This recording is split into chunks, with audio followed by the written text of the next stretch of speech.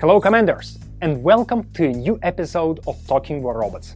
In these videos, we talk about things that didn't make it into our regular update overviews. Expect no big announcements today, we'll simply cover some highlights from the development process and share a couple of insights from the dev's perspective. Let's deal with the most problematic topic first: our ongoing campaign against cheating. A year ago, in Update 10.4, we introduced an anti-cheat solution by Denuvo into the PC version of the game. At that time, we were very apprehensive about potential false positives, so we used the anti-cheat mostly as a scanning tool. Denuvo marked suspicious accounts. We investigated those leads manually, and account suspensions followed. Even though we didn't allow the anti-cheat to deny suspects access to the game on its own initiative, the results were impressive. With thousands of temporary bans and a couple hundred permanent ones, we saw a drastic decrease in cheating on PC.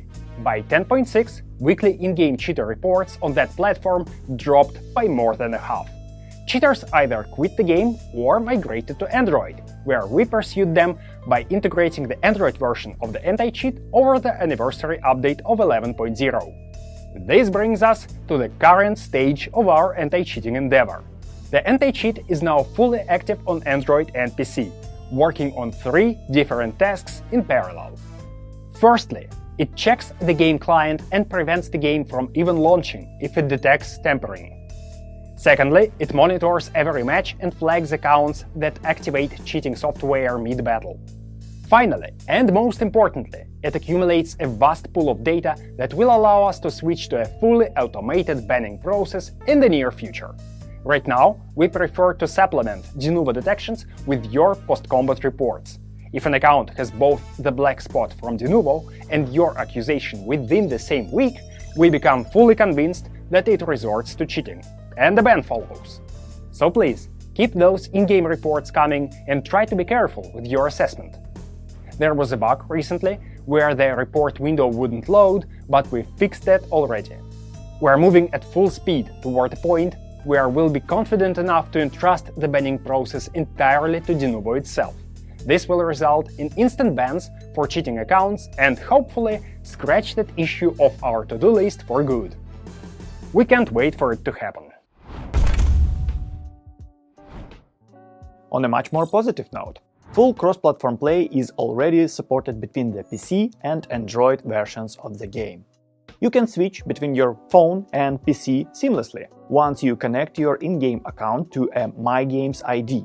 This can be done in the authentication section of your account's general settings and only takes 3 simple steps. Step 1. Save your progress using server authorization. This will require creating a My Games account.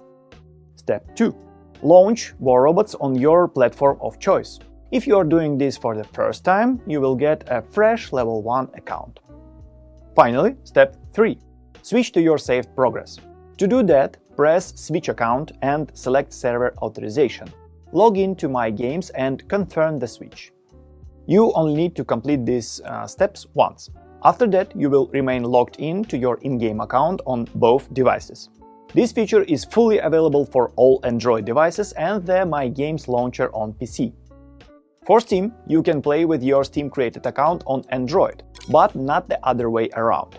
Technical difficulties currently prevent us from uploading Android accounts to Steam. As for iOS, we are in the process of merging the databases and expect to add it to the cross-platform infrastructure by the end of the year. Moving on to gameplay-related features. We have one impactful addition in the works. A feature with the working name Drop Site Shield will provide a few seconds of near invincibility to all freshly deployed robots and titans. Initial deployment areas on all of our maps are accessible to the enemy team. When one side manages to take opposing spawn area under control, pushing them back becomes a challenge and not a very fun one. It is disorienting to come under the fire the very moment you drop your next robot. Most of the time, it takes a second or 2 before you can tell where the damage is coming from and decide on a course of action. Drop side shield will protect you during those initial few seconds, giving you time to select a target, use an ability to escape crossfire, or simply land a few shots to try and level the field. After initial tests, which might take a couple of updates, we plan to add it to all core game modes. However, it will only work on home beacons, so it doesn't evolve into a new tactics for beacon rush. You can expect this feature to go live by the end of 2025. There is another issue we'd like to address this year. When you lose connection during a battle, you can only get back in if you didn't close the app, and even then only within a limited time. If the game crashes or you accidentally swipe it away from the app tray or your device turns off, reconnecting becomes impossible. We are going to fix that with an improved reconnection system. It will make reconnecting possible from the entire duration of a match. In case of connection problems, you will have more time to catch stable connection and continue the fight.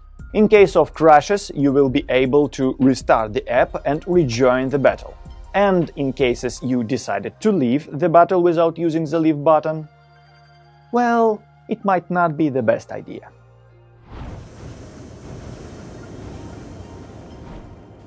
And finally, we are working on a clearer, more convenient Hangar interface. Our goal is to reduce the visual noise, speed up loading, and make navigation more intuitive. Update 11.4 introduced new notification pins. You can now tell at a glance what each notification means: a gift icon to collect freebies, an exclamation mark to complete an important action, the new label to review a fresh feature, and so on. We've also refined the logic behind these notifications to make them appear as rarely as possible. And you've probably noticed the new shop with its smooth transitions. Not only do the new animations feel neat, but they also improve performance when navigating through various Hangar screens. In future updates, we'll extend them to the rest of the Hangar systems. And that concludes this episode of Talking About Robots. Stay tuned for our update overviews to learn about new robots and gear, and maybe visit the test server to get acquainted with the latest additions ahead of everyone else. Happy hunting, Commanders!